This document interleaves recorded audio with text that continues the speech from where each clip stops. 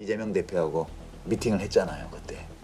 근데 그 과정에서 그 교수들끼리 주고받았던 얘기들이 있는데 일부 그게 밖으로 전해져 나왔는데 보면 윤석열이 법원에 압력 넣어서 유죄 선고하게 하는 것도 좀 안 해줄 수 있고 이런 식의 이야기가 나왔다는 이재명 얘기죠. 당시 대표에 대해서 네.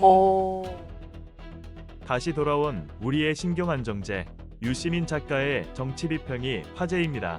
사법개혁과 관련한 유시민 작가의 중요한 분석 보시고 여러분들의 소중한 의견 댓글로 부탁드립니다.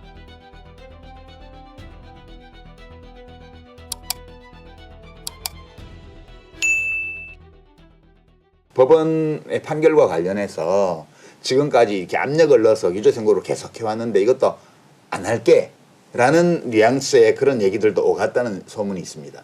저는 사실 그럴 리가 있겠냐 생각을 했는데 조희대 대법원장과 대법관들이 이번에 판결을 한 걸 보니까 정말 그럴지도 모르겠다.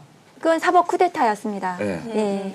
그것은 법조인 누구라도 상상하기 어려운 판결이었어요. 아니 그 대법원장과 대법관들이 그 정도 할 정도면 네. 하급심의 법관들은 말할 나위도 없는 거 아니겠어요? 그런 일이 있을 수 있다는 게. 윤석열이라면 저는 그 재판부, 그러니까 사법부 독립을 침해하는 건데요. 재판부에 대한 압력 이런 것이 본인이 가능하다고 생각했을 것 같고요. 제가 윤석열을 감찰한 징계 사유 1번이 판사 뒷조사 문건. 판사 사찰 그렇죠. 문건 배포 행위입니다. 판사마다의 성향하고 그렇습니다. 이 어떤 판결 맡고 있다라는 거에 대해서 목록을 만들어가지고 사찰한 문건을 만들었죠. 그러니까 심지어 거기에는 뭐 판사 개인의 뭐 개인적인 뭐 그 가족 관계라든가 뭐 취미라든가 이런 것도 기재가 되어 있고 그 정치적인 성향이라든가 이런 것들을 분석하는 것 같은 그런 내용도 있는 거거든요. 그러니까 이게 그러니까 매칭을 해보면 그 자료가 왜 필요했겠냐는 거죠. 맞습니다. 그렇죠. 판사한테 요런 취미든 가족관계든 개인적인 것이든 이걸 이용해서 압박 넣으려고 회유하거나 압박하기 네, 위한 용도지. 그러려고 필요한 그러니까 거죠. 그게 이제 특수부 검사들 윤석열 사단이 그런 식으로 판사들에 대해서 플레이를 해왔다는 증거라고 저는 생각합니다. 사실 이제 저도 검사 출신이기도 하지만 검사 출신들이 정치를 해서는 안 되는 이유가 그 검사들은 10년, 20년 동안 이분법적으로 세상을 재단하고 나와 적을 구분하는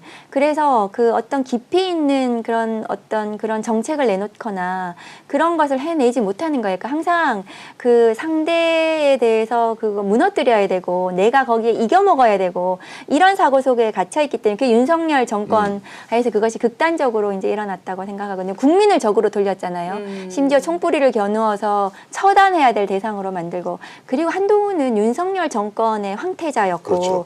윤석열 정권 실패에 가장 큰 책임이 있는 사람이에요. 그러니까 본인이 뭐 이제 와가지고 윤석열하고 본인은 뭐 달랐고 차별화 얘기하면서 뭐 계엄 국면에서 본인이 약간 아주 약간 다른 태도를 취했다고 하더라도 윤석열 정권 실패에 책임이 있기 때문에 저는 역사 속으로 사라져야 된다. 더 이상 정치판에 기웃거리지 않았으면 좋겠다.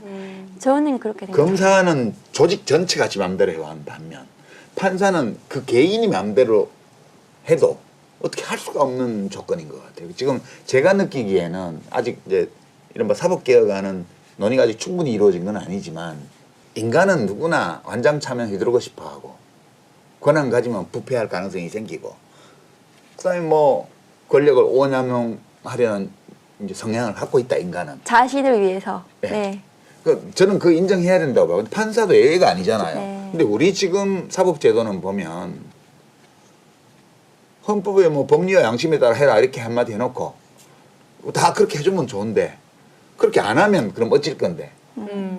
그러니까 어떤 판사 개인이 엇길로 가거나 일탈하거나 뭐 범죄를 저지르거나 그럴 가능성은 언제나 있는 거잖아. 인간이니까. 근데 그렇지 않으리라는 전제를 두고 제도를 짜놓은 것 같다는 생각이 드는 거예요. 예컨대 뭐 직위원이 위법 판결을 했다. 그 구속 취소. 조희대가 날림 판결을 했다.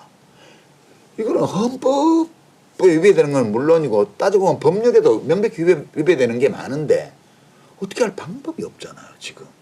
손준성 검사 뭐 이렇게 무죄 난 것도 보면 네. 증거 수집 과정에서 요만한 위법이라도 있으면 무효로 해가지고 증거가 없어서 무죄.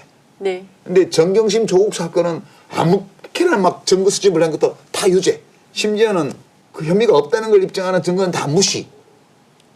이화영 재판 부지사 재판도 네. 마찬가지. 그러니까 이 판사들이 헌법과 형사소송법의 원칙 또는 법에 명시되어 있지 않지만 어떤 형사재판의 원칙으로 널리 인정되는 이런 것들을 자기들이 봐주고 싶은 사람한테는 200% 강력하게 적용해서 무죄를 풀어주고 자기들이 봐주기 싫은 사람한테는 그걸 다 무시하고 유죄를 준단 말이에요. 그러니까 옛날에 석궁 사건 나고 이런 게 네. 얼마나 분통이 터지면 낫겠냐고요. 그때 그 교수님이 네. 판결에 너무 불만이 많은데 네. 어떨 방법이 없으니까 석궁을 연습을 해서 판사한테 쐈죠. 그 지금 우리 국민들의 심정이 그 석궁 쏜 교수와 같은 심정이 돼 있다는 거예요. 그 이거 이제 어떻게 해야 돼요, 이거? 그래서 그 사법개혁 의제 중에 하나가 이제 법관 평가제. 를 통해서 아, 그게 있어요? 예, 그 법관들 개개인의 이제 그 재판과 여러 가지를 이제 평가를 하겠다는 거고요.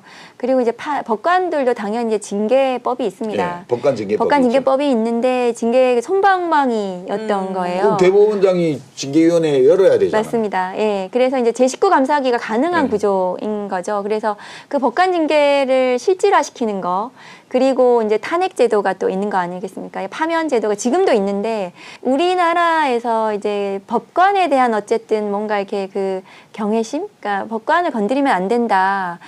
그런 어떤 그 공감대가 있는 것 같아요. 그래서 그동안은 검찰이 너무 나쁜 짓을 많이 해서 검사들은 욕을 많이 먹었는데 법관들의 그런 어떤 위법하고 뭐 부당한 이런 판결들에 대해서는 상대적으로 조명이 덜 됐는데 이번에 내란 국면에서 이게 그 윤석열을 통해 가지고 정말 손들고 다 나오게 됐다 저는 그렇게 생각해요. 그래서 이 사법제도 법관들 법원의 이 실체를 좀 국민들이 경험했다. 그래서 그런 이제 말씀하신 여러 가지 그 법원의 그 운영이나 아니면 판사 개인의 어쨌든 그런 문제적인 행동들에 대해서는 아마 사법개혁 차원에서 다 튀어나올 것 같아요. 저는. 그 지금 검사 판사 다 적용되는 문제인데 이거는 그 법 왜곡죄를 우리가 미국계 이런 죄가 있고 독일에도 있습니다. 독일에도 있고 네. 엄청 무겁잖아요. 처벌도. 그렇습니다. 예. 네. 그러니까 판사나 검사들처럼 국가의 강제 권력을 적용하는 일을 업으로 하는 사람들의 경우에는 일반 국민들보다 더 엄격한 도덕적 법적 잣대를 적용해야 된다. 이런 취지로 그런 제도를 만들어 놨고 실제 우리가 드라마나 뭐 뉴스를 보면 뭐 재판하다 말고 판사를 체포하는 경우도 있습니다. 그게 드러나면요. 네. 근데 우리나라는 판사는 무슨 성역 같아요. 네. 하나님하고 동기동창 같아. 법대도 엄청 높잖아요. 네. 그리고 대법관들도 그렇고. 이게 지상으로 이제 끌어내리는 네. 그런 조처로서 우리도 법왜곡죄 같은 독일이나 미국의 법률 같은 거 필요하지 않나요? 필요합니다. 그래서 지금 법 왜곡죄는 국회에 발의되어서 계류 중에 있고요. 아, 발의가 됐습니다. 발의되어 있습니다. 아. 그래서 법 왜곡죄 그동안 윤석열 검찰에 그러니까 그게 이제 판사와 검사한테 적용이 되는 법인데요. 윤석열 검찰에서 지금 말씀하셨던 뭐 이화영 예.